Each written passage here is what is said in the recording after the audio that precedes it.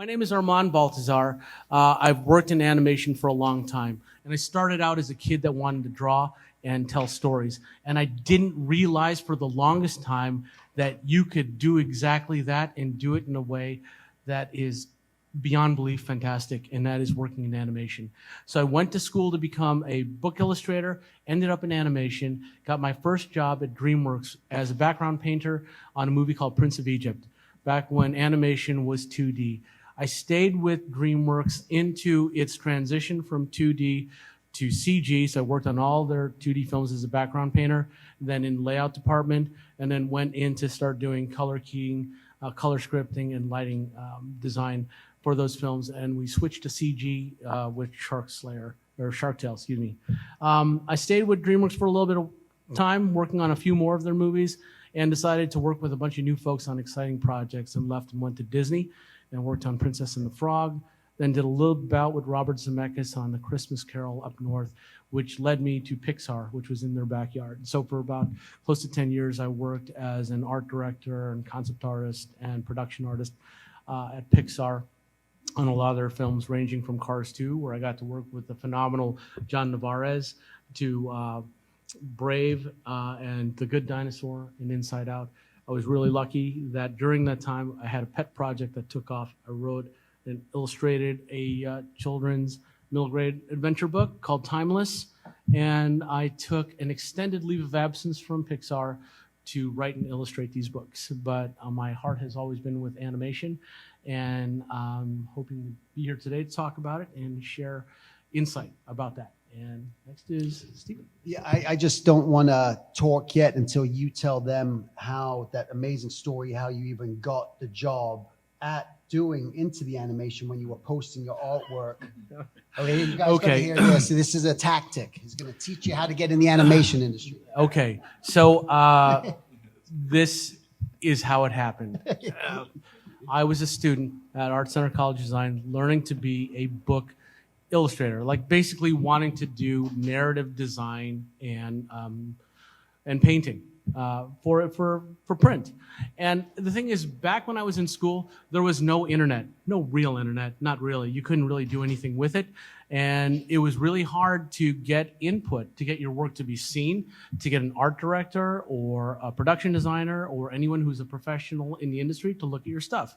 Well, at school, every year, there's a graduating class, and they have a senior show. And all the people graduating from school will put up their artwork on this big, long hallway, and then they will invite all the production designers and creative directors and art directors from the different studios to come and look at the work.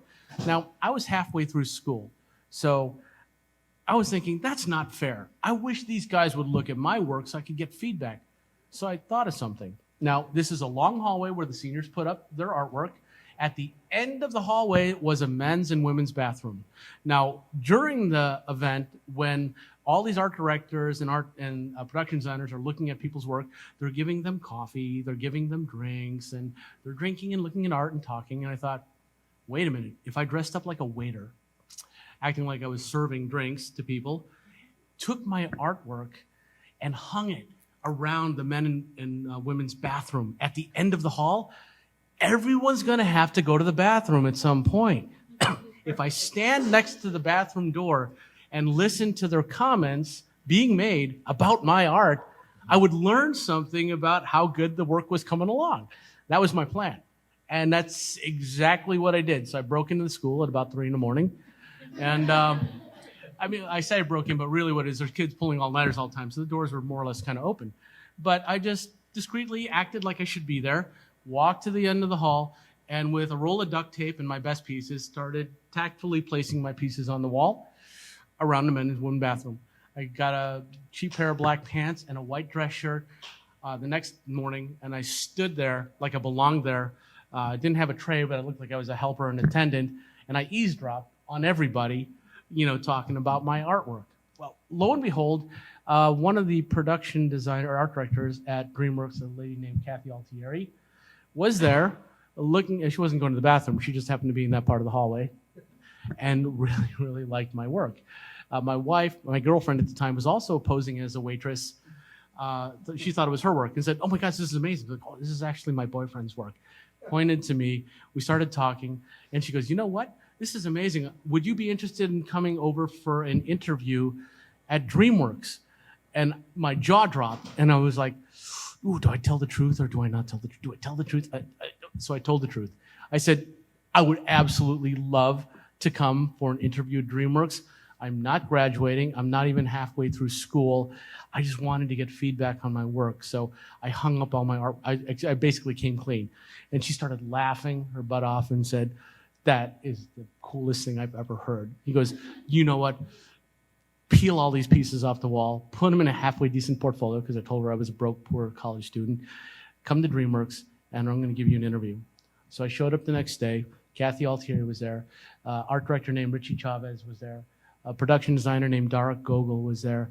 If these names sound roughly familiar, they're now some of the greatest guys in animation in terms of designers.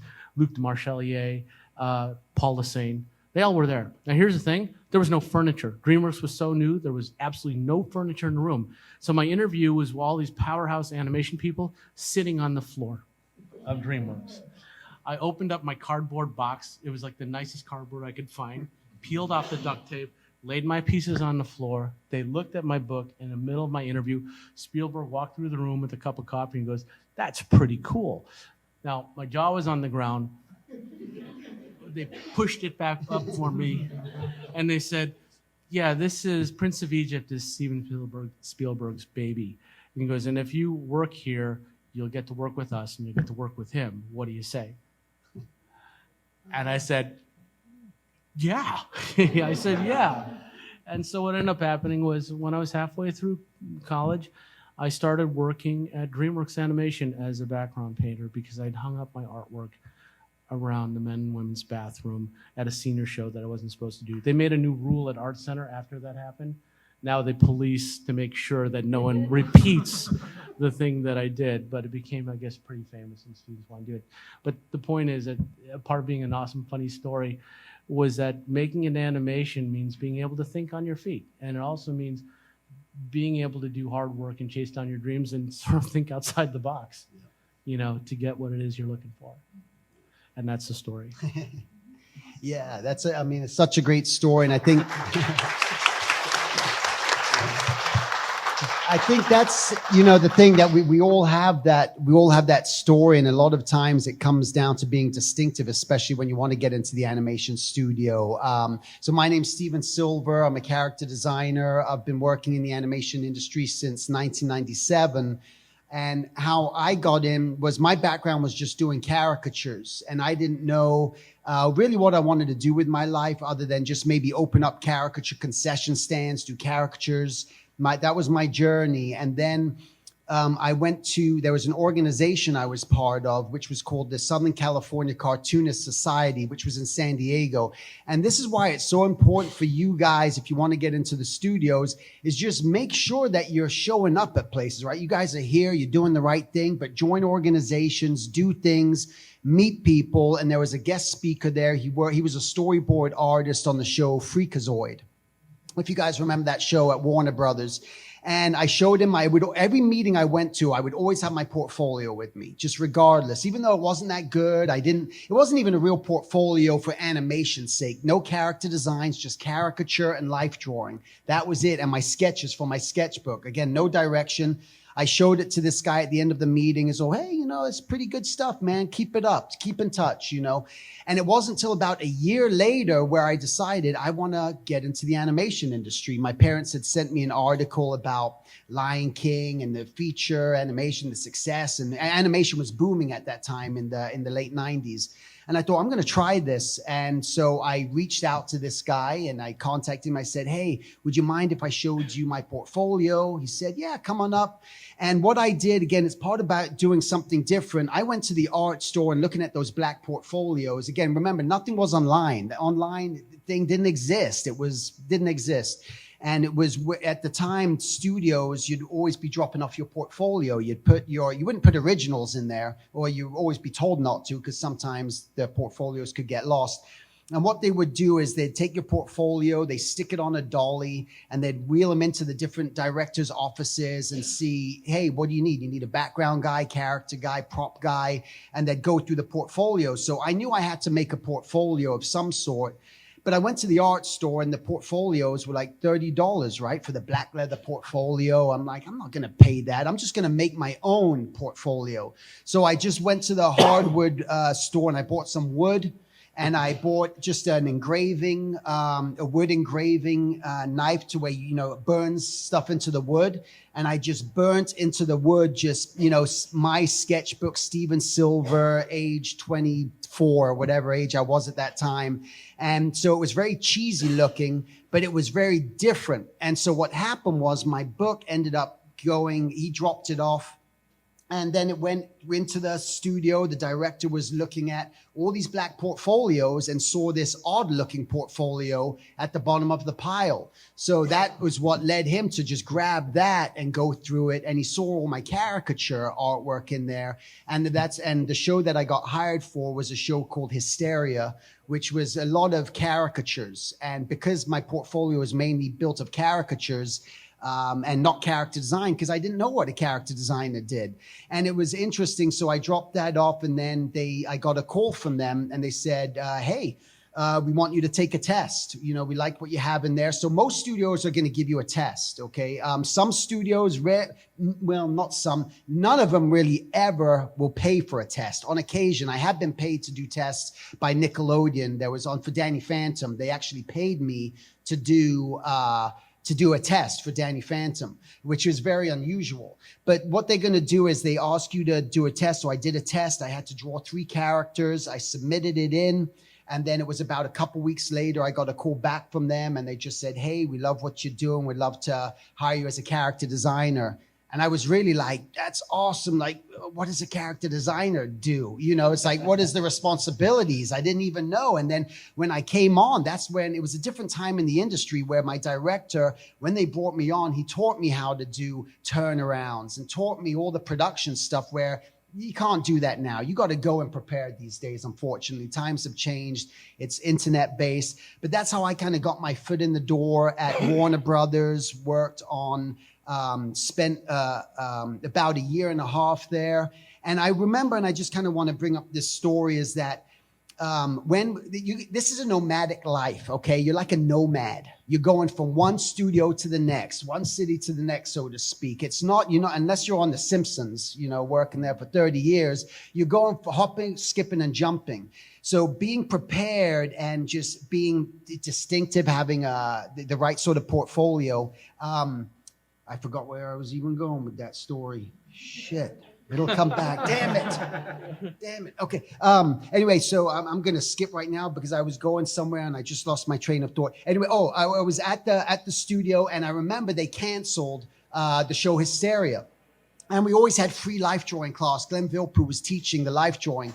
And everyone showed up in the beginning, the first week we were doing it. And then after that, only about 3 of us would ever show up. And then once the show got canceled, everyone ran back into that Wednesday night life drawing thinking they were going to build up their portfolio in that session, which is not going to happen, right? So it was just funny. So the thing is always keep drawing, always keep going, keep working on your portfolio, keep building it up. And then from there, from Warner Brothers, I went over to Disney, where I did Clerks, the animated series, and then Kim Possible, then got laid off after Kim Possible. Again, hey, thanks for all the great work. Don't let the door hit you in the arse.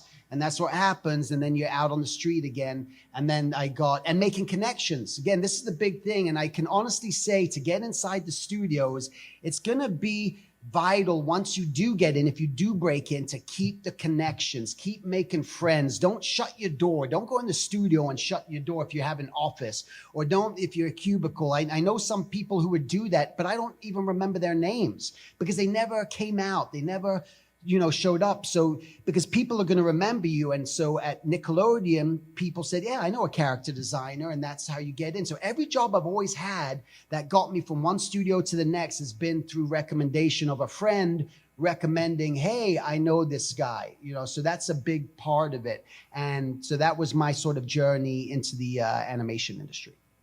Awesome.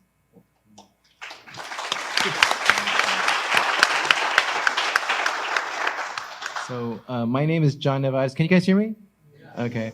My name is John Nevarez, and I've been lucky enough to know both these awesome guys for a long time. I started the industry with Steve back in '97, and I've known Armand. Actually, I've known Armand's work before I knew Armand. Those pieces you were showing, I saw when I would sneak into Art Center, and I would look at the stuff, and your stuff was always. I didn't make the connection until like you're the one who I saw at Art Center. But later on, I actually I interviewed with Armand when I was trying to get on Romeo and Juliet, and then later on, I was lucky enough to work with Armand at Pixar. So, but I've always been in awe with these two guys because I just love them. I love their energy. I love their talent. They're just beautiful people. And these guys are like heroes to me as far as like they're doing their thing, not only within the industry, but they're doing their thing outside of the industry. And it makes me strive to be that artist. So, which is why I'm happy to be on the table with them so we can share what we are going to talk about with you guys. So with that, I'll just show you how, in a nutshell, how I got in the industry. But I'm gonna go back to high school. I graduated in '84, and I was gonna be a math major. And I had Jaime Escalante. Do you guys know Stand and Deliver? Garfield High School. He was the calculus teacher who taught inner city kids calculus when all they knew was algebra.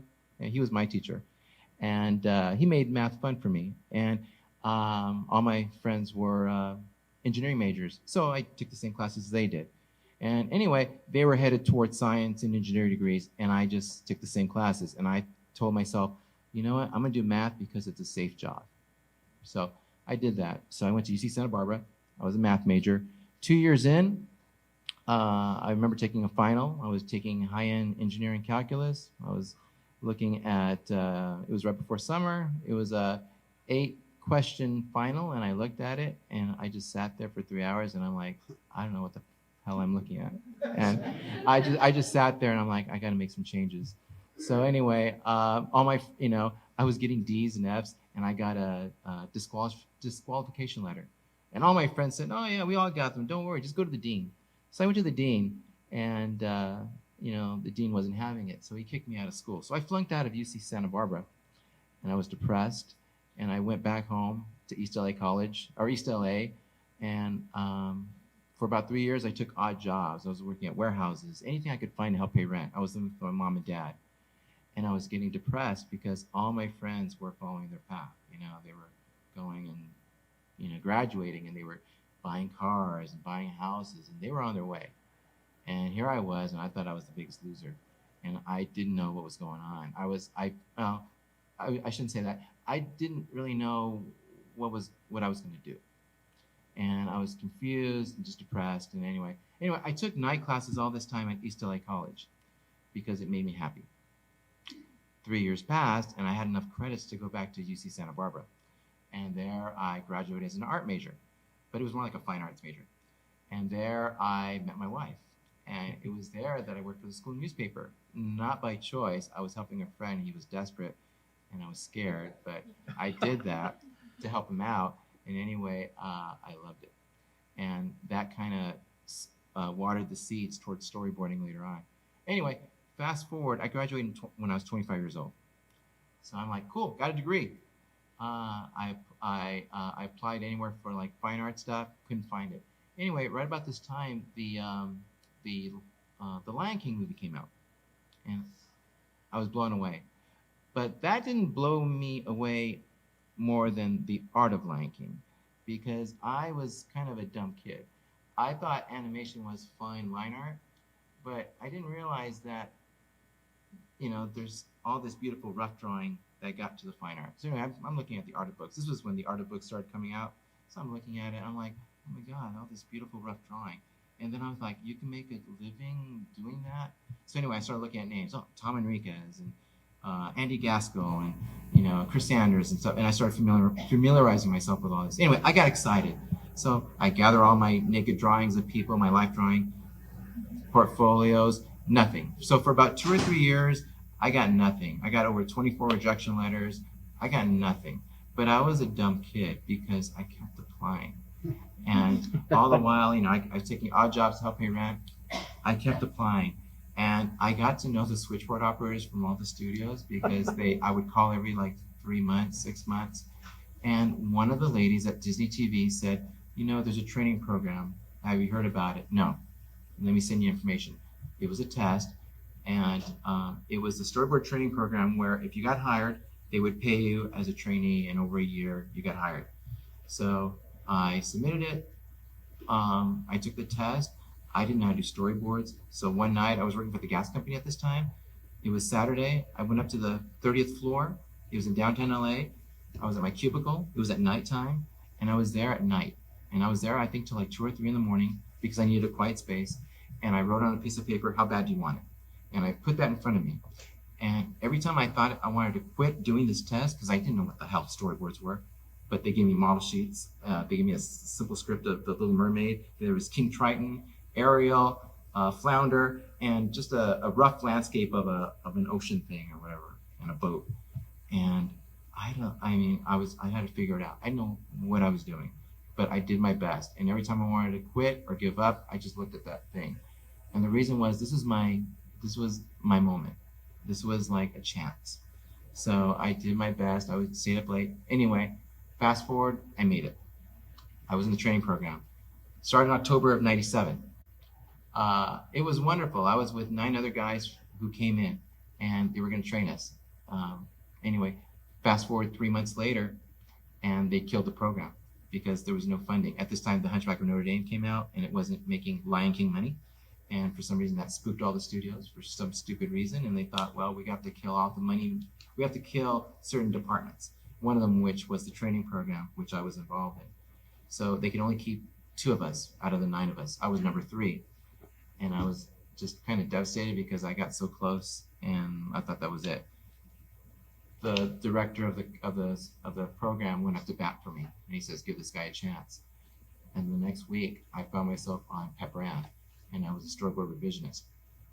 I didn't know what storyboard revisionist was. I still didn't know what storyboards were, but I didn't care. I was 31, and that was the first day of school for me. And I just learned on the job. And I asked a lot of questions. I fucked up a lot. I would raid the library. I would make secondhand copies of features. I would look at storyboards, and I just learned on the job. And that's how I got in. Fast forward, I've been lucky enough to bounce around doing storyboards. I actually got into design, but I got design because they threw me a bone. I started in '97.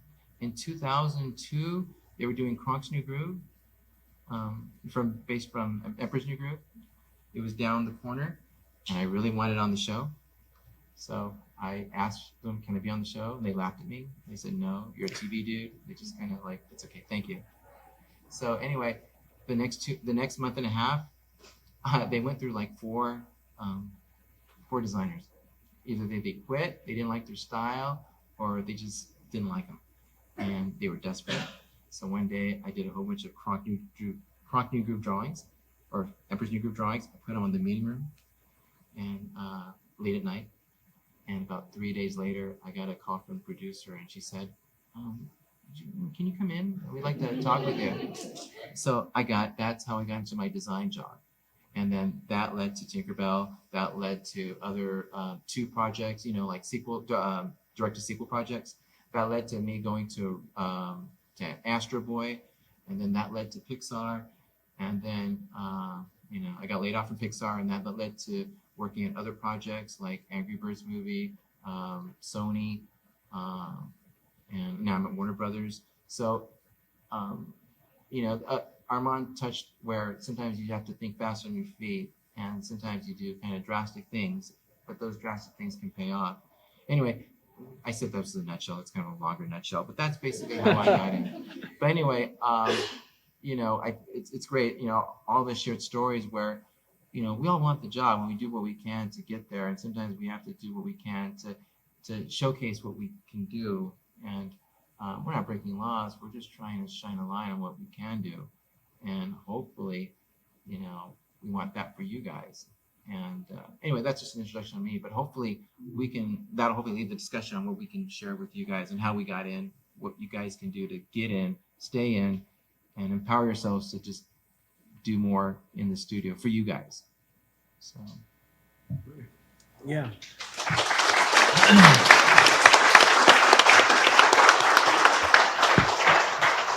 You guys will hear a lot about back in our day, we did this and things are different now, and things are different now. The landscape has changed just as much as animation that started off as predominantly 2D in terms of feature, in terms of everything across the board. There's now a lot of obviously CG. There's a lot of different things happening, and because of the technology change, because tastes have changed, processes have changed, the way that people get hired is a little bit different, and trained is a little bit different than when we started. However, there are some key things that remain the same. One of them is the integrity and the quality of your work. And all these showy things that happen, me putting my stuff around the bathroom door, things with Steven's portfolio, or John leaving some things out to be found, they don't mean anything unless the quality of the work is good. Anything that gets you attention is great when you have the work to back it up. And so hard work does pay off in that way. One of the things about the old system was that when you went into animation, there were more checks and balances in terms of allowing you to grow into the role, allowing you to sort of be trained up. Like when I started as a background painter, I too started as a trainee. It was actually a designated role. You made a lower rate of pay than a full-fledged person. But during that time, they were expecting you to make mistakes while you were learning, and they were paying you to absorb. And that's what you're supposed to do. You're supposed to absorb and learn from people and understand how the system works. I'm just going to jump ahead for a moment in contrast to something that happens in productions right now. And my area is primarily in feature, so I'm going to sort of speak from that experience. A lot of times what will happen on a role, actually I'm going to back this up. So who gets hired for a feature animated film? Well, the thing is that they'll say portfolio review. And really what it comes down to is like what Steven said, a film will come up, they're trying to make a team. And on this team, do they need a character designer? Yes. Well, then they're going to look at character portfolios. Do they need an environment person? The answer is yes. Then they look at environment guys. If they're looking at a show that's heavily like prop heavy, like a movie like Cars 2, super prop heavy. I mean, there's characters and there's world environment, but there's a ton of props. So they might be looking for an environment person whose emphasis is in props, right? So in the reality of what portfolios get looked at, it is all completely based on what the needs of the studio are. When I was looking at portfolios for Pixar, let me tell you that here's the thing that would happen. I would know because I was an art director, like, oh, we need an environment guy and we need a character artist that can do really cute, charming animals from a Scottish landscape, right? And then I'd get portfolios of like zombies tearing apart people and cyborgs and all this other stuff. And the first words out of my mouth and my thought was, do they know we're Pixar? Have they ever seen a Pixar movie? Why would you think I would want to see this, right? And the thing is, too, is that whoever you are going to interview with, whoever you want your job with, know who you're interviewing with and sort of look at your work and tailor it to that. And the other thing is to know that when you get in, unless you're actually coming in already a veteran, you're looking to come in to learn and to grow. And there are very, very different things that are required of you. And it's more so than just simply doing a bunch of good work, putting it up on social media and having people like it, which is really awesome, by the way. That's fantastic.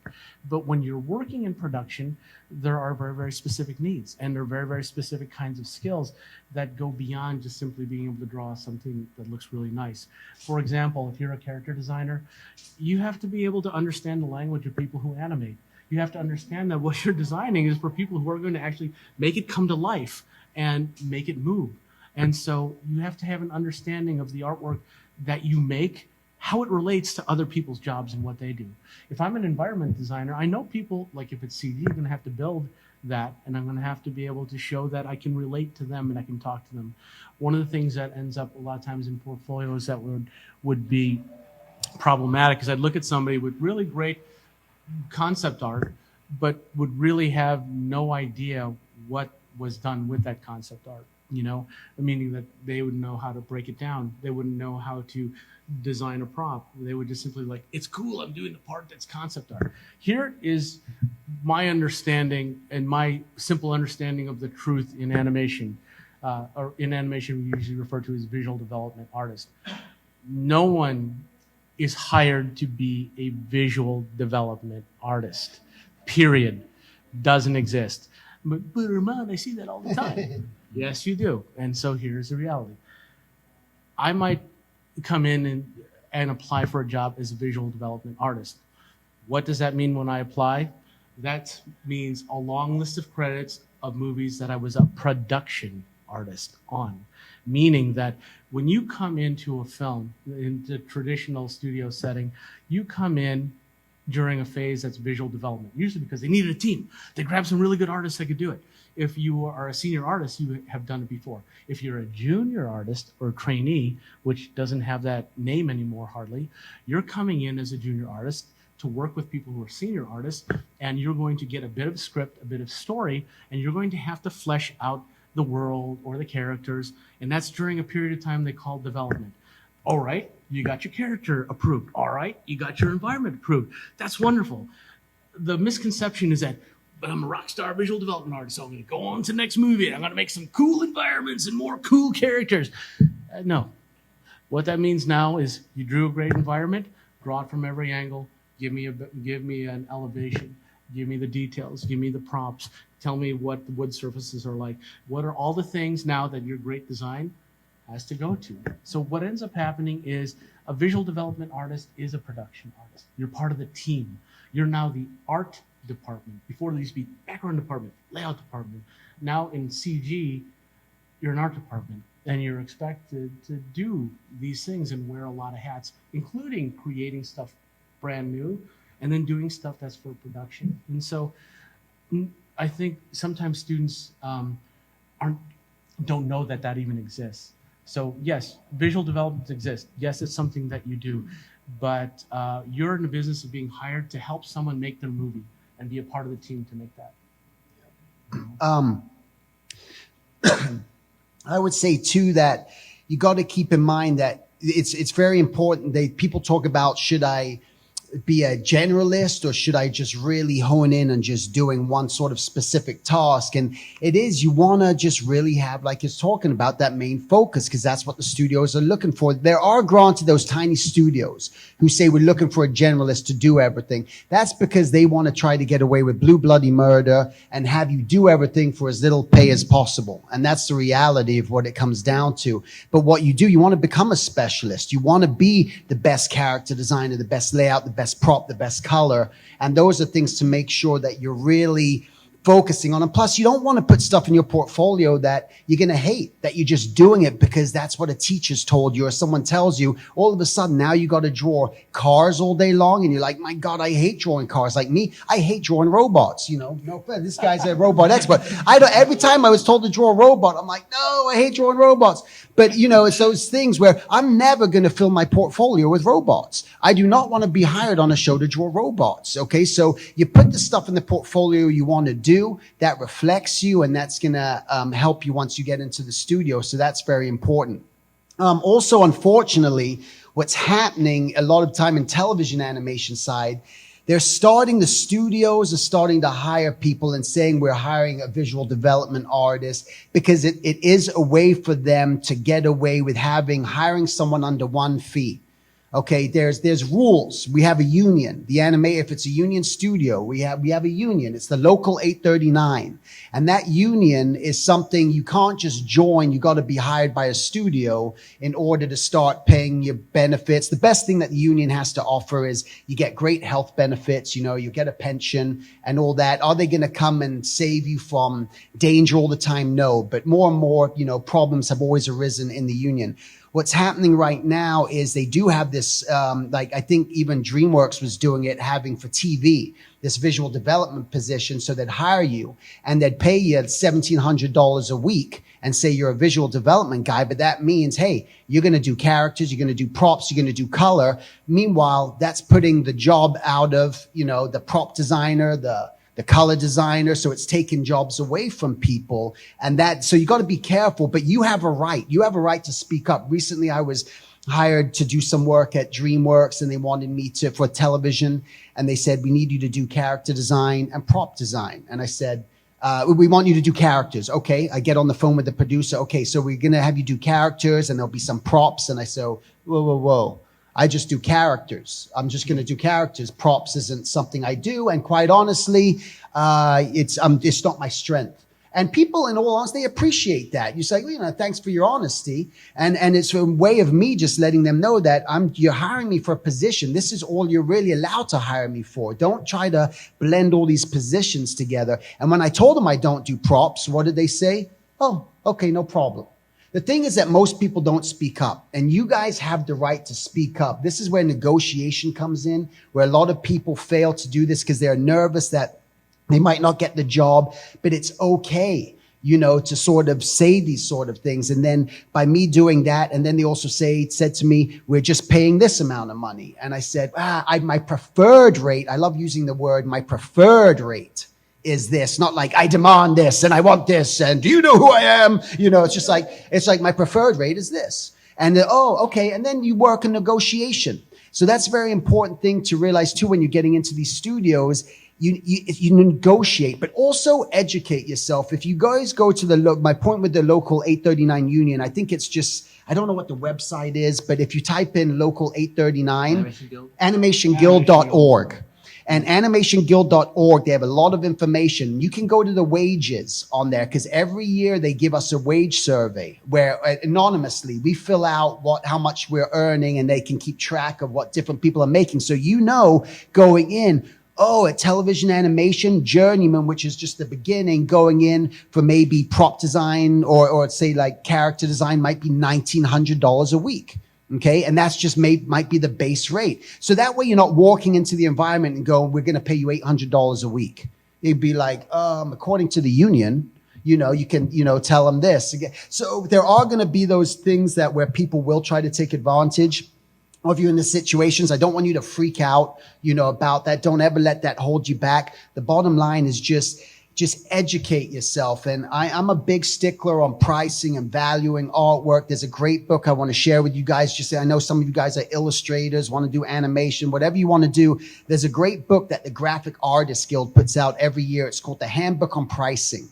And you can find it on Amazon, and it's got sample contracts. It's got just all these different things, NDA, so you understand what's an NDA. Someone says sign an NDA, which is a non-disclosure agreement. Don't get freaked out if all of a sudden you got to sign an NDA. It just means they don't want you to share the information, that this is intellectual property. You're not going to put it out there. But I think the most important thing is as you're getting into this industry, if this is truly what you want to do, it's just truly building up that knowledge. Just ask the questions. And even when you meet different artists and you come across people, a great thing to ask them is like, are there any things that you can tell me you experienced to look out for getting into the industry? But I would say to just really try to hone your craft. Again, people are hiring you for your skill set. That's why they're hiring. They want you. They're looking for the best. And it is competitive. But don't let that scare you too. This is where there was a great quote that this guy named Wallace Waddle said. He said,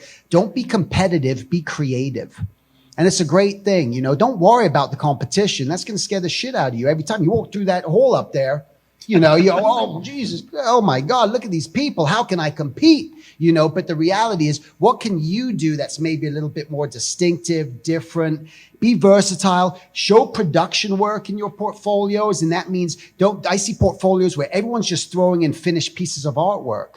That's not what happens in production. Production, you're drawing loose, you're sketching, you have to show it to the director. He's going to tell you yes or no. So why am I going to spend 2 hours rendering the hell out of a piece of artwork just for that art director to look at it direct and go, nope, wrong style, not what we're looking for. You've wasted all that time and energy. So that's why stay loose with your production work when you're showing your development work, and then you can show a finish. Here's all my 20 variations of this background prop or character.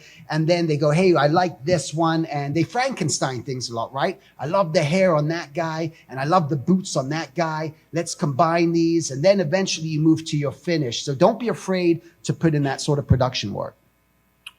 Great advice. I always tell people, students, newbies, it's like when they're getting portfolio ready, work like you have the job already. So it's funny. I can tell a student portfolio from a professional portfolio. Student portfolios have assignments. They have assets. They have elements. They don't have a full picture. Production, they do the whole thing. Oh, they have an interior with the props, and then the exterior of the same house, plus another room of that same house, plus another place in that same universe. So they're constructing a universe within a story, which is what we do anyway. Yeah. So what you want to do is to get the best response, work like you have the job already. So go back to your schoolwork, because you're probably in schoolwork because of the time permitted, you can only do one thing, right? So if you just did one prop, it's like, okay, well, where does that prop belong to? If it belongs into interior, design the interior. You know, oh, here's a set of dishes. Great. Draw me the kitchen that was in. Not only that, but draw me the sink, draw me the table and the chairs and the floor. You know, what type of floor is it? You know, does it have a rug? What are the curtains? You know, what are the girders or the supports within that room? What type of room is it? Is it a colonial room, country room, modern room? And so forth. Who lives in it? And so forth. So you're adding a little storytelling. You're putting a little DNA of the characters who are in it. That's what we do. We have to consider story in what we design. So do that. That's just an interior. Okay, now do the exterior. Okay, now focus on maybe a close-up, because that's an opportunity to showcase more opportunities in detail, a little bit of personality. Oh, here's a picture frame next to where the hero belongs. And then here's a set of, here's something that's important to the character. You know, so always consider a little bit of storytelling. Expand the universe of what you're trying to do. For characters, I always say, you know, I'm not a character designer. Even though I've done characters, I've done a little bit, but I'm nowhere near the what Steven does. And what I usually do in a generic form is like, okay, do a lineup. You're asked to do a lineup. Don't do just one character. Consider the lineup. Consider that character, that best friend, the mom, the dad, the villain, the creatures, the pets, and so forth. You have to consider the whole universe. And that's just one part of it. Then you have to consider, you know, you have to make them emote. You have to bring emotion, you know, because we have to feel for these people in either the 22 minutes or the 90 minutes we're going to see them in. So now start acting. Don't give me the Jesus pose. Give me more than that. Give me, you know, make them feel. We have to make them laugh, cry. You know, can we see what they're feeling? Not only that, but it's like, okay, give me a sense of personality. Give me some range. Give me the character. These are actors. So start looking at that. Start pairing these two and start creating little moments. You know, like, you know, when you put two people together and you're creating a little moment, then you see like who's the alpha, who's the beta. You know, are these people helping each other? Is one person berating the other person? Is one, you know, what's the connection between the two? You know, work like you have the job already. You know, start working in that mode, because that's what that's what you're working towards. When you get the job, guess what? They're gonna ask you to do the same thing. You know, and the thing is, what John's talking about, I mean, it's very true, but it's attacking your work with a level of professionalism. And I kind of want to put my spin on some of this great information as I saw it when I looked at portfolios for Pixar. And I'll give you exactly like, if you know what, I'm going to have you, young lady, say to me, how should I prepare my portfolio for Pixar? How should I prepare my portfolio for Pixar? Okay, my first response is, oh, okay, here's what you got to do. What is it that you love to do? Right. You like to write. Yeah. Do you like to put images to that writing? Yeah. Do you like to put those images next to each other so we're sequentially moving through what you're writing and what's happening in those things? Right. What you're telling me is you like something like storyboarding, right? The point is, what I'm getting to is, if you have 10 things that you love doing, pick the one thing that you're really, really great doing, showcase that. Then you have things that you're pretty good and you like a lot, showcase that. Forget the rest. Because here's what's going to happen. I need a character guy, or I need an environment guy, or I need one environment guy and I need one character guy, right? And so in the book, I'm looking for what I need to fill. When I got my job at DreamWorks, I couldn't do anything else other than paint an environment, right? And so when I got in on that, and I got a job. And then along the way, somebody who does layout taught me this, and then I did that. And then somebody else taught me this, and I did that. And then someone said, hey, would you like to try a character? And I did that. When I saw John's portfolio for the first time, I was like, oh my God, this guy can draw, this guy can storyboard, this guy can design. But He's designing through narrative storytelling in boards. And I go, oh, I could use that. I wanted him for that. And then I saw another guy who's specifically awesome at props, terrible at storytelling. And I thought, I could use this guy for just doing this specifically. Ends up, he ended up growing to become a phenomenal character designer. We didn't hire him for that. We hired him to be a prop guy because I needed a prop guy. Along the side, he would come into the character designers and like, I tried a character, what do you think? Do a little more of this, do a little more of that. Go finish your props, draw some more characters on the side. Keep honing your craft, right? And so to get in as a character designer, don't show me, like, here's 3 character designs, here's 3 background designs, here's 3 storyboard designs, here's 3 life drawing designs. I'm like, that's awesome. I need a character designer. Next portfolio comes in, 20 character designs, 2 life drawings. Character designs have great character. You know what? You're going to be the trainee. I mean, between the two of a generalist versus somebody who says, I really want this, here's a spot I need to fill. In environments, it can be a little bit different from the standpoint that sometimes environment guys get looped into doing some concept mood pieces or story moments because a little character is moving through something that's a story moment, right?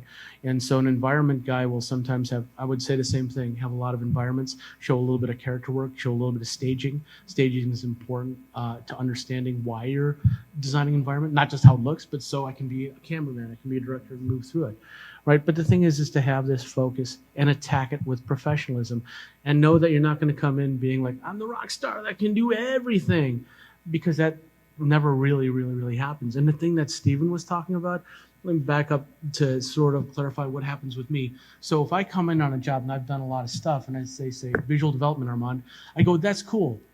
I'm really interested in that. Are you looking for just movie or story moment paintings? Or are you looking for color scripting? Are you looking for model sheets or breakdowns? All these other things. And I get them by asking questions to specifically what they need of me, and I price them for specifically what I know I'm expected to give them. And I'll tell them I don't do that. As an entry-level person, play to your strength. Have a strength. Get yourself in the door. Get your foot in the door with the thing you really love to do, and then build on it. And that's what I tell people who try to put together portfolios for Pixar. One last thing for Pixar. What Steven said about the drawings, I'll tell you this, and John, you saw this firsthand. Nobody at Pixar character design ever got in on 12 polished, hyper-rendered, hyper-painted character design paintings. We've hired character designers because of a sketchbook being turned in with like 400 half-finished drawings. Because you know who else looks at those character designs? Yes, the character art director will look at it. He took that person's sketchbook. This was Chris Sasaki, actually. Took him to the director, who's an animator prior to being a director, and he saw the life in the drawings. He saw the character in the drawings. And wait, let me ask you this: anyone here want to do game design at all? Game character design. Okay, that's cool. There's nothing wrong with that. Or live action character design, right? Okay, I talked to my live action character design guys. One of my best friends, his name is Dermot Power, designed on Star Wars and all the Harry Potter movies. And I'm looking at his characters and they look beautiful. And he goes, and I go, hey, I told him one day, I go, Dermot, you got to have more expression and movement and all this stuff in your drawings. And he goes, he's Irish. He goes, Armand, what the hell are you telling me, man? And I go, if I put that in my drawing, the director will slap me. He goes, because my drawings with performance, he's showing them to his actors. And the actors feel affronted that they're being told how to act in the costume, right? They want, in live action or in gaming design, they want to see the costume. You know? In animation, when I see a gaming portfolio, I'm just like, what is that? You know, kind of thing. Because animation is like, you know, he's a feeble old man. Is he feeble this way? Or is he feeble like, I'm dragging my leg? Or is he like cranky? You know what I mean? It's about designing the character of the person. I mean, that's what Steven does so well. And at Pixar, they're like, wow, look at this rendering. Look at that one. Okay, what else you got? Because they need to connect. You know, the director needs to connect. The animator needs to connect. And if you understand that, you start to look past how beautiful and pretty your finished paintings are. If I were to show you my production design portfolio, you'd be like, what is this? Because for every one finished painting, there's like 5 pages of scribble drawings and a bunch of Post-it notes of stuff. And the thing is that shows people how I problem solve. Yeah, you want to finish? I can do that. but here's how I can come up with 15 ways to get you to a solution. And no, I mean, Stephen's right. The talent that's up there and the talent that's in this room here is mind-boggling. So find your own path and find your own uniqueness in solving these problems and making art. I always say I talk to a lot of students. It's like you've chosen the industry. It's competitive. Just tell yourself that's competitive. You should come in with a sense of humility. There's always going to be someone better than you. That's what I tell myself. But you always strive to be the best. So you go in hungry and you go in knowing there's always someone better than you. You say that because it makes you work harder to get there. Because as soon as you don't and you sit on your ass, that's the end. Then you stop trying. It reflects in your art. You gotta stay hungry. You always gotta keep fighting. You always gotta try and develop your skills.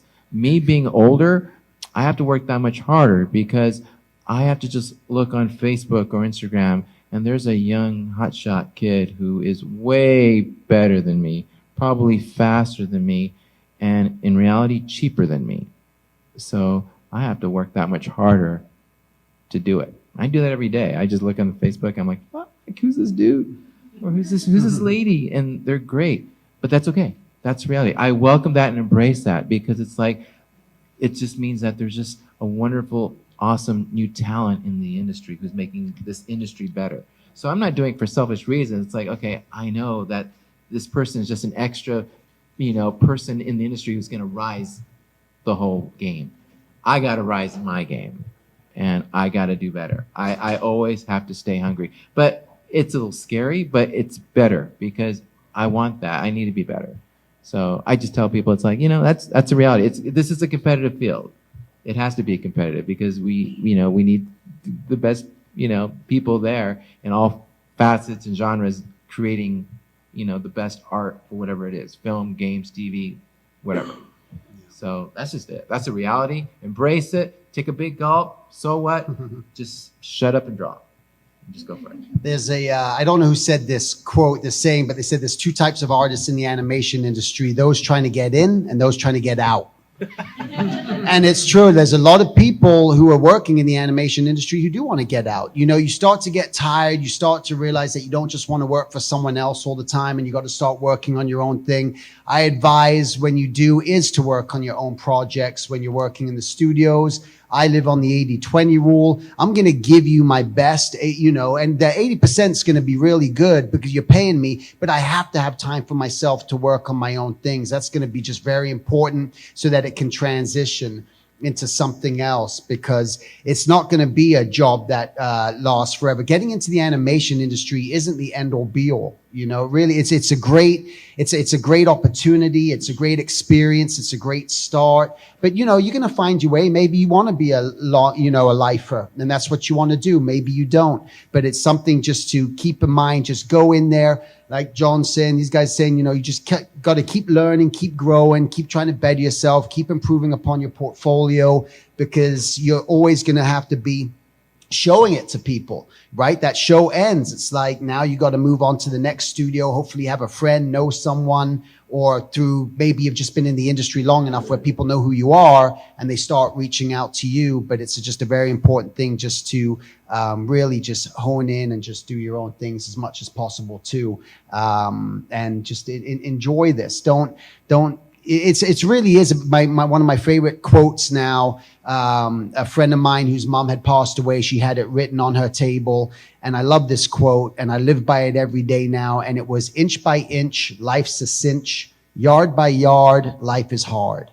And if we keep looking at the whole big picture and how daunting, oh my God, to work at Pixar, do this, to work at DreamWorks, Disney, whatever you want to do, you can get overwhelmed. It just seems like what an enormous task. And look at all these competition and all this other stuff. But if you just go like inch by inch, man, I suck at drawing hands. I suck at drawing this. I need to get better at doing that and start paying attention. And you work on it bit by bit. You start to build up the confidence, your strength, your portfolio, and eventually you'll get there. Also keep in mind the animation industry now is just flipping booming.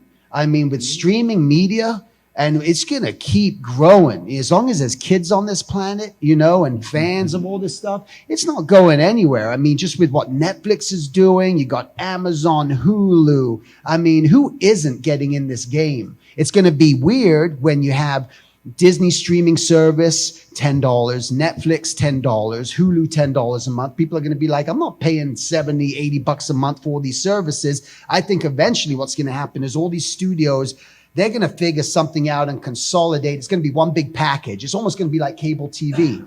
You know, again, it's going to go back to what we all left, right? They're going to bundle it eventually. But there is so much work out there. Oftentimes, and I know we've been talking a lot about portfolio and stuff because we know the desire for most people is to get in. How do I break in? And it's being persistent. I know people who have gotten jobs just by pure persistence. They all of a sudden go on the website of the company, and it could be Cartoon Network or something. And all of a sudden they hear that they're looking for artists, and they just keep trying and they keep trying and they keep trying. They're being persistent. But being persistent doesn't mean being a pest. You don't want to be a pest. You don't want to be the person who's like, did you see it? Did you see it? Did you get it? Did you get it? What do you think? Just try to make sure you follow up regardless when you send your portfolio out, when you meet people here, follow up. And the networking aspect, follow up. People come to an event like this or a convention and they go, I'm going to network. But they'll meet that person and they give them their card and they think that's networking. I've done my networking job. Here's my card, you know. Where's the follow-up? Where's the email? I wish I got more emails from people that said, I met you at LightBox Expo last week. I just wanted to touch base and say, whatever, it's nice meeting you. Here's my stuff again. Here's a link to my website. And because I personally hire lots of people either for myself or recommend people all the time. And that's what that happens all the time. You're going to get all these professionals who are saying, hey, Armand, hey, John, hey, Stephen, do you know any other storyboard artists? Do you know any of this? Do you know any of that? Actually, I do. So it's your job to make sure it's going to be hard work. It's not easy to network. You just got to be persistent and just follow up. And it's amazing to me how few people do that. And it's a very simple thing to do. You can contact every single one of these people upstairs. Every single one of them, you could reach out to them. I don't care who it is. If it was Glenn Keane, Mike Mignola, whoever it is, I don't care, the biggest of the big, you can read, they got emails, you know, they got these people, Chris Sanders up there, he's got a website, you know, these people, you can reach out, they're giving business cards away. You can email them, but people don't. Why? Because they're afraid. Oh my God, I'm so scared. You know, what if they don't write back? What are they going to think of me? And all this, all this voice noise in the head. But if you want to get in and if you're really wanting to do this, like what John wrote on his board, you know, he wanted to do this. You gotta work hard at this. It's not going to come easy. There is no pixie dust, nothing to sprinkle. No, absolutely not. Let me ask you this, all right? And I don't want to put anyone on the spot. I hope no one raises their hand. But who's here is doing this because they really believe this is the best way they're going to make a ton of money? No, I don't think anyone in here is for that. And I think, you know, if you've ever made a drawing and tried to make a beautiful drawing and you've made a failed drawing, but yet you somehow found the courage to pick up that pencil and draw again, you're not in here because it's easy. I mean, you're not in here trying to find out a way in to make your art and make a living being a professional kid because it's easy. It's not. And we're sitting here like proud of ourselves in a positive way, like, oh my gosh, I get to make art for a living because you earned it by failing and picking up, moving on and working hard and working on. And you know, this thing that Stephen said, I want you to have a clear understanding of this phrase. It's, you know, there's this old phrase, well, it's who you know that gets you ahead. And you could look at that as a negative, but I want to talk about it in the positive and the very, very truest nature of the word. When I worked on a film with John Nevarez and we are in the trenches and we are burning hours and just burning on stress, and I'm doing half a set, and he's doing the other half a set, and I know 100,000% he is going to make his part look great. And he knows I'm going to make my part look great. And we're both responsible for getting the job done. I know this person is somebody I want to work with because he makes my life easier. I have his trust. I have his confidence. And he's somebody because of the character of who he is as an artist, I want to work with again. The character of who he is as an artist, I will call up Stephen and go, look, you got to hire this guy. It's not about, it's my buddy, give him a job. No, it's because it's hard. And the thing is, one of the biggest failures in this industry is thinking that, no kids in here, right? Okay. Is thinking that because you're so talented, you can be a dick, right? And here's the reality.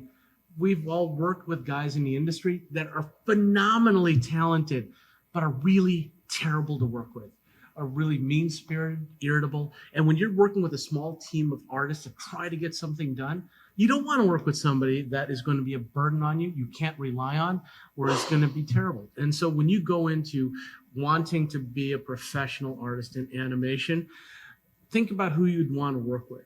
Work hard. Be the kind of person you'd want to be around, right? Because here's the thing, it's a small industry. And it doesn't matter how talented you are, if you don't treat people with respect and integrity, no one's going to want to work with you. So everything about the quality of your artwork and the quality of who you are as a person, it goes hand in hand. And if you survive it to make it through the gauntlet to get a job, that's already shown you've got a hell of a lot of quality as a person in terms of perseverance and going forward, and doing these. Because I just want to segue into this one little bit for a bit. The nature of the business is such that because animation, films, it is art and it is commerce. It is art and making money, right? And we work with people who have a business structure, who are not necessarily artists, but they need to make the business run, right? And one of the things that comes up time and time again, big studios, small studios, animation, gaming, anything, is looking at the younger artists and going, you're young and you've gotten your first job and we don't really have the budget for tons of overtime, but we got to get the job done. And we need you to be a team player, and you got to stay here and work as hard as you can until you get that job done for us, because that's what it means to have that job and the opportunity you've been given to be a first-time artist. I mean, it doesn't matter this is animation. This could be any kind of business that's looking at their workforce and saying, we need to maximize our profits by getting people to work more. And we've all worked in places where that's expected of you. And as an artist, and all this spiel I gave you about having integrity of your art, integrity of as a person, you have to value who you are and what you bring to the table. They didn't hire you because you did terrible art and you were a jerk. The opposite. They hired you because you had talent, you had ability, you could contribute, and you're really good to work with, right? The second you sell yourself short and go, you know what, I'll work for free. Thank you for giving me this job. I'll work for free. You're not doing yourself any favors. And you know what happens next time someone else gets hired after you? Because you do this enough times, someone gets hired after you. That person gets hired for a little bit less. And they take that person and go, hey, you know what? This is your first time on the job on this new show. We need a little extra out of you, and we need to get the job done. So the thing is to understand, I'm not saying every studio is like this, but value yourself. Steven's always talking about this. Value the people around you. Because I've been in situations in studios where they said, this is a 12-person team. We're moving on to a new show. We're only going to be able to take 10, and then there might be overtime coming up, but it's voluntary, And this was on purpose.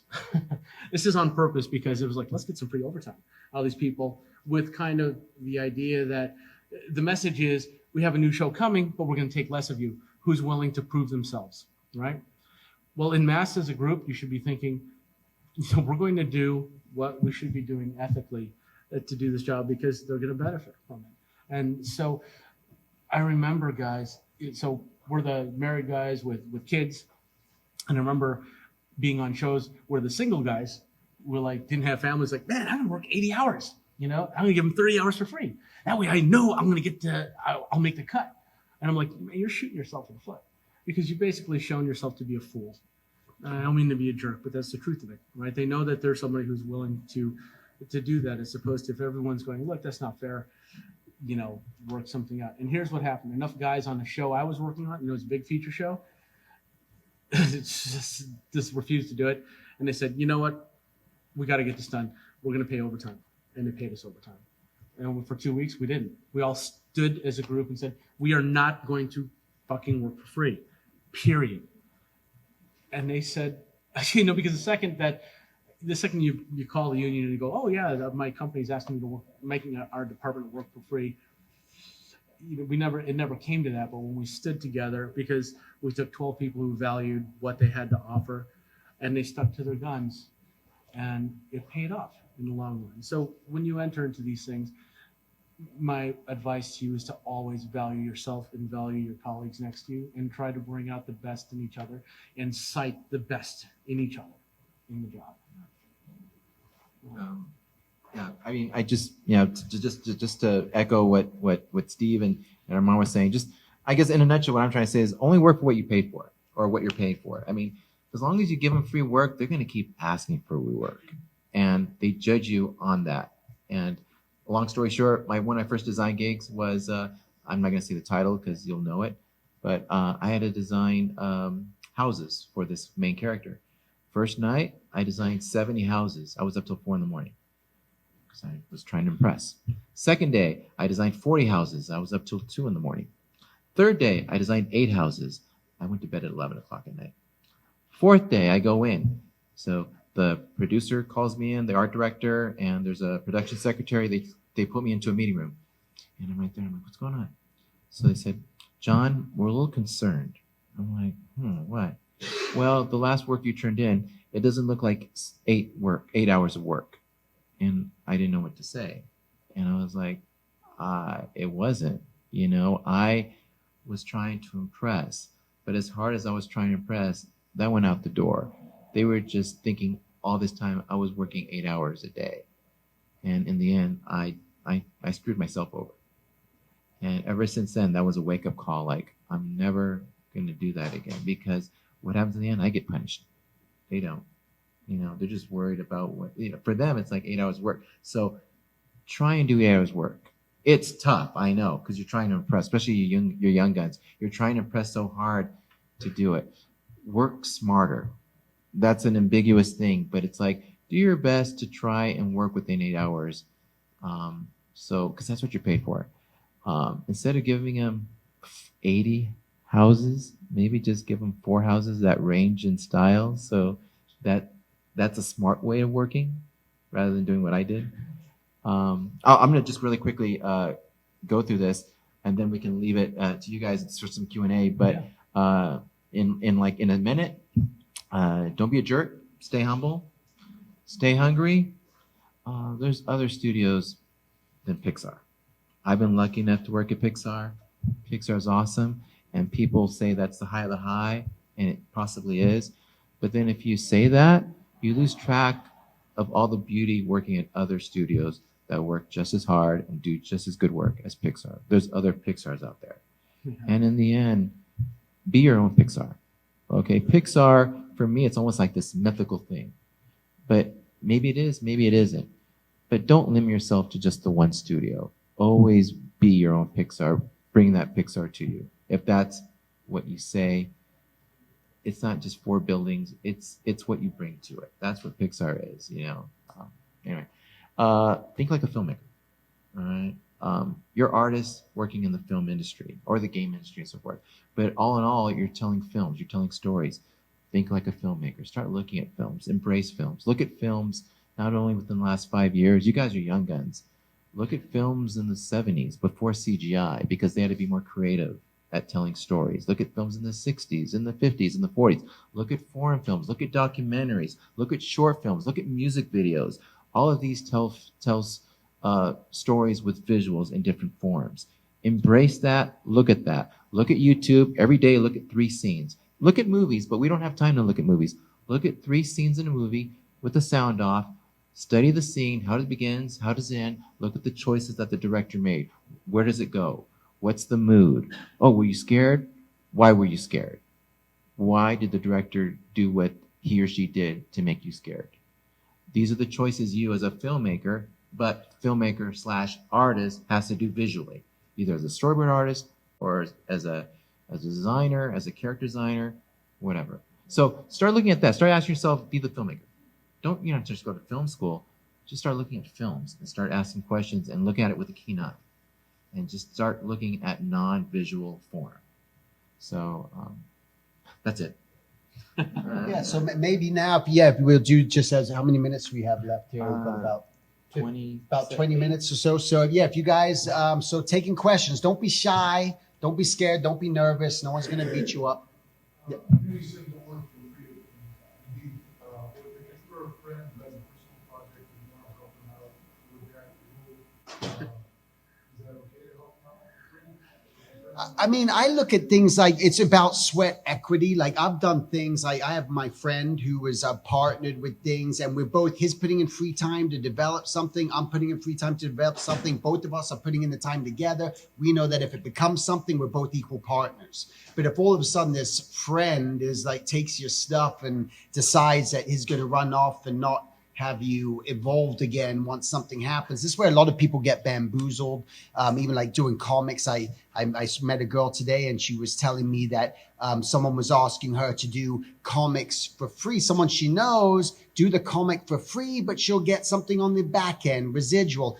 Don't fall for that back end residual stuff. You can lower your rate and say, okay, well, usually I'm $100 an hour, but I'm just going to charge you $50 an hour with a residual at the end. But that's where people get screwed. And they also get screwed for development so much where they go, hey, I'm pitching a show. I need you to design characters. And if the show gets picked up, then you'll be the character designer. That is not true. That rarely happens. Usually the studios will have someone else in mind if it does get picked up. So you got to be very careful. But if it's real equal, like you guys are putting in that sweat equity together, and then I say that's how businesses are formed. You know, again, it's going to be your own business, but don't trust someone just coming from the outside ever who's kind of making all these promises, because that's where I see students and new people getting just messed up all the time. Right. Just say, if they're getting paid, why aren't you? You know, they're using your work to get money and to generate money. You're the one who got them that money. You should get paid first. So if it's a friend, it's different. You know, it's just you're just trying to help a buddy. I understand. We've been in that situation. But if it's somebody else you don't know, it's like, you know, there was a Shaq thing that you saw recently where Shaq was trying to do something on, he was trying to get free work. At first he was going to throw like $500 to make an animated short, and then he bumped it up to $10,000. It doesn't matter how much, you know, well, heck, I mean, you know, maybe if you had a couple of zeros, it might be worth it, but still, I mean. Yeah, and you got to listen to your gut, man. You got to listen to your instincts, right? Like we've all done stuff with our friends because we have a long history with them. I've done stuff for close friends who are directors wanting to pitch stuff because I generally just wanted to help them and see them succeed. But that's a different thing. That didn't have to do with monetary things. So you have to sort of judge that. I've worked for up and coming directors. I've worked for people who've done pitches, and I'll do the Steven thing. I'll give them a reasonable rate. But the other thing is I'll look at what they've done. If we're looking at somebody who's actually pitched stuff and brought stuff to market, brought stuff to bear, that's something then, you know, your next door neighbor goes, hey man, I got an idea for this really cool thing about a hound dog. Yeah, and you draw, right? Well, it's easy for you. I'm like, it's easy for me. Okay, well then you can do it, you know, sort of thing. But like that all goes back down to listen to your internal compass about what's right and wrong, and every situation you sort of have to assess. Yeah. Questions? So you guys are in first jobs in the industry, do you feel like a lot of you putting yourselves out there to your bosses and your coworkers and not asking questions? You mean within the industry itself? For me, I came in as a trainee, so I was expected to have a ton of questions. I was expected not know everything, kind of thing. I think I was talking about to Steven before we started. There's this trend that I've been seeing in studios, which is to look at artists who are trending well on Instagram or like ArtStation or DeviantArt, right? And like, oh, this young artist must have the pulse of what is a hot style or hot this or hot that. Let's bring them into the studio and let's hire them. Okay, that's all well and good. Now, it's interesting to look at people who are doing great work and getting great responses and like, you do wonderful work, I like your stuff, right? Okay, if I have 10,000 people who are not art directors, not character designers, not animators, not directors, not looking at a design and how it's going to work to support a story, but liking it because it's cool, that's one thing. If I have Pete Docter, who is going to make a very, very specific movie with a very, very specific character type, I don't think he really cares about how much somebody gets likes. I think he's looking for an artist that does something that resonates with his story, resonates with the characters he wants to create, right? And by the way, I love when people like my stuff on Instagram and ArtStation, all that stuff too. But what I'm saying is that in reality, you do the best at your job when you've been hired, because what you uniquely do and what you're uniquely good at is the kind of talent that they're looking for the story that your employer wants to make, right? And so if they're coming in, if you've been you like to do nothing but well, I get this all the time. I get people who draw like big muscle bound armored warriors who are fighting, and we're doing a movie about like Nemo 2. You know, I'm going, why? You know, I sometimes have producers like, he's really good. Look how hot he is on Instagram. I'm going, but look what he's doing. This looks like it's something for Halo. You know, it's like we're doing cute little fishes swimming around with coral. You know, that's not appropriate, you know, sort of thing. So the thing is that stay true to your work and ask questions. If they pick you, you have something you have to offer, you know, and don't be afraid to grow in it and by asking those questions. So, like, people sometimes, besides the portfolio, if you look at social media, on your social media, it doesn't matter, it just shows everything that's okay. Well, the question is, just is it okay just to show work on your social media as your portfolio? Like, I'm being told that sometimes people be like, showing, like Instagram. sure, yeah. So, like, I mean, besides showing what you want to do on your portfolio, what do you want to show other stuff you can do? Yeah.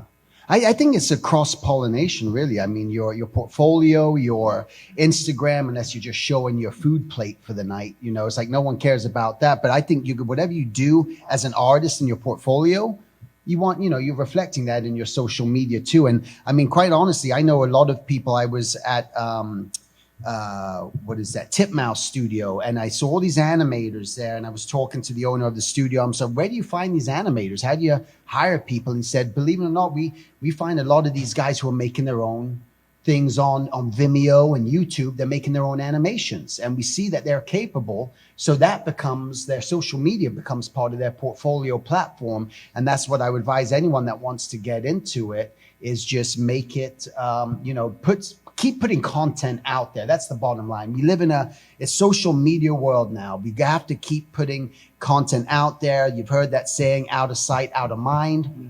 Luckily, that used to be real hold to true. I love social media now because, as myself, I'm a freelance artist. I've been freelancing for the last 13 years.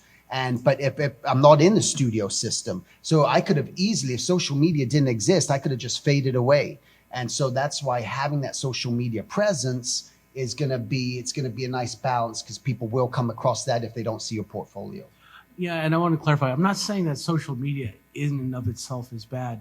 What I'm saying is that as you assess the quality of your own work, don't think likes alone isn't enough. It's sort of like, let's say you want to be a storyboard artist and you're putting up stuff like, oh, people like the way I storyboarded something. That's awesome. That's great. Now go and look at John Nevarez's storyboards. Go look at Brad Bird's storyboards. Go look at people who are phenomenal storyboard artists and go, this is great that people like my stuff.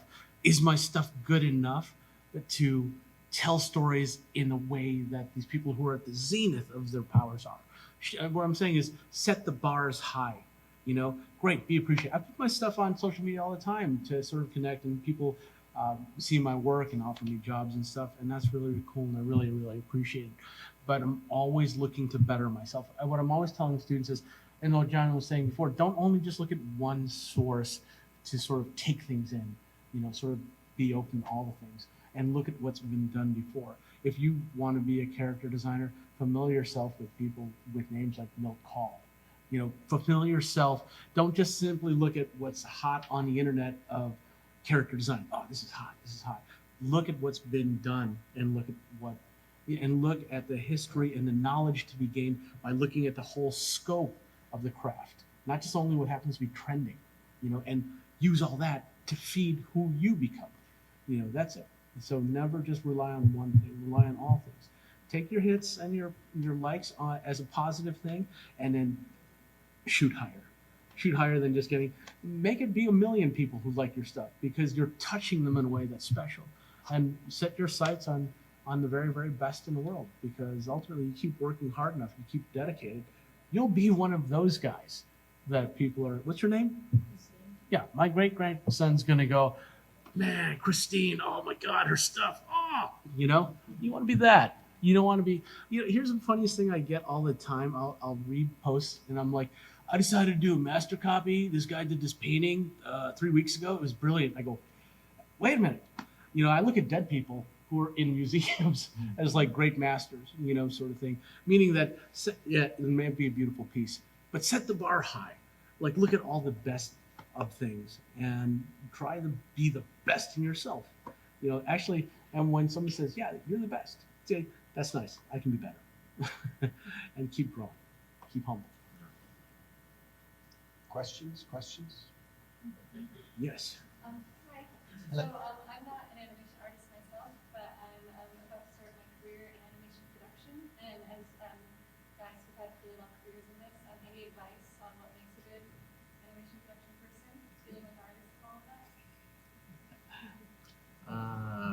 That's a good question. I know that people who have tried to get jobs as production, like people who are hiring those people would usually just tell them, it's communication, that you got to be able to communicate. I know I've worked with some arsehole production people, and the reason they were arseholes is because they would just come by and think they just had this air of just like almost like throwing stuff at you. Hey man, you need we need this now, and just kind of treating you like you're a bottom of the barrel sort of thing, and just not respecting sometimes your time. And just I know people, they never really want production people to want to be artists. This is a thing because they're scared the production people are going to bother the artists all the time. That's one thing, is just don't, if you do want to be an artist, just, it's not bothering you can ask people questions, but don't be hounding those artists. I think, it's just kindness. Just be kind, just be polite, just be friendly, smile, nod,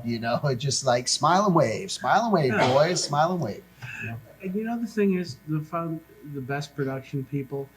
Okay, you know what makes a producer? Like in the studio system, the producer crack is this: you come in as a junior production person, they throw you in the department, you learn how it runs, you work with the artist, you work with the technicians, whoever it is, and you learn how that department runs and make it function efficiently. Then they take you and they throw you in another department, you do the same. Then they take you, they throw you in another department, you do the same. Once you've gone through the entire pipeline of learning how everyone does their job, you have firsthand knowledge how all things are done. Then they pair you with a assistant producer or production manager, and you get another step of learning how the thing works. And the best producers, and this leads you to now a producer has a knowledge of how all things work, how all systems work, and how all things can work efficiently. And now you're guiding the people below to make sure that happens. So that's usually how the growth thing works. The best people I've ever worked with in production were like, how long does that take you to grow? It's like, wow, is it always like that? Oh, well, what if when the director asks you to do this and you have to do it over? Does that mean that your job is going to take longer? And a good production person actually looks at you like you're a human being and tries to understand what it is that you need to do your job. And then you look at your department head and you say, oh my God, these deadlines, I got to get this done. And you're trying to figure out, well, why does he need that and where does it need to go? And they sort of treat people with respect and try to understand their job, right? And that's the best kind of production person. They're trying to help people actually get along and function and actually be able to work with each other. The worst production people are the ones that kind of insecure and sort of want to show, I'm getting ahead. I'm doing, I look, my numbers look good, as opposed to like, if you help your people actually achieve their goals, the numbers end up being good because we're working efficiently instead of just, because we've all had that. I mean, I got a couple marks just from the other day, but yeah, that's because I was something with the groceries and not doing enough dishes in the house, but that's a different kind of responsibilities, but yeah, just keep your eyes open and learn how to work with people and be the best kind of person with them. So I think, maybe one more question or okay. Yeah. Hi, my name is Josh. I'm a character designer, and you actually already answered a lot of questions about stamp portfolios and what kind of work is needed, but I was curious as far as bringing on new people studio, what qualities and new people make them stand out and like make you think, oh, they're a good fit and I would hire them again, versus people who are forgettable and you wouldn't bring on them?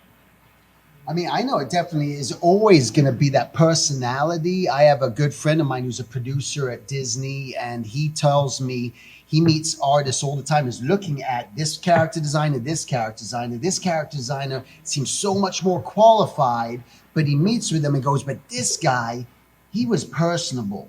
I got to work with this guy 40 hours a week.